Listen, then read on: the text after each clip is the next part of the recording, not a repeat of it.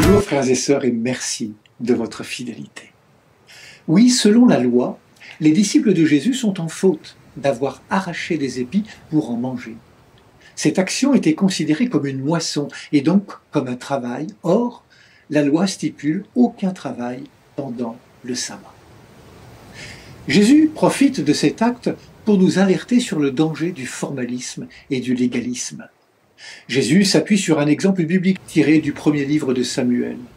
Alors qu'il était en fuite devant Saül et qu'il manquait de nourriture, David se fit donner des pains d'offrande par le prêtre Abimélec au sanctuaire de Nob. Or, ces pains sont réservés aux prêtres, ce que David n'était pas. A-t-on le droit de manger quand on a faim, même en enfreignant quelques règles? Que faisons-nous passer en premier? Le service de la vie, le service du frère ou les règles? En parlant ainsi, Jésus rappelle que le but de la loi, c'est le bien de l'autre, que la finalité, c'est la vie. C'est la miséricorde que je désire et non les sacrifices. Attention à un trop grand formalisme, dit Jésus. On ne pourrait abandonner son enfant malade ou mourant au bord de la route parce qu'il faut aller à la messe. Jésus ne dit pas que l'homme est fait pour le sabbat, il dit seulement que le sabbat est fait pour l'homme. Le bien de l'être humain est premier.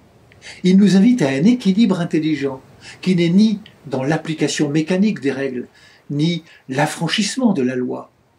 Dieu nous a dotés d'une conscience et Jésus éclaire cette conscience en nous rappelant que les lois de Dieu sont toujours en faveur des êtres humains, jamais pour les empêcher de vivre.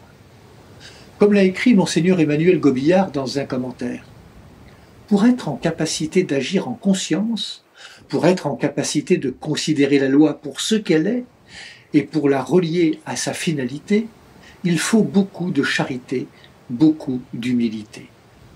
Demandons au Seigneur Jésus, qui lui seul les a vécus à la perfection, de nous accorder ces deux vertus indispensables à la vie en société, à la vie fraternelle. Bonne journée à toutes et à tous, prenez bien soin de vous et des autres.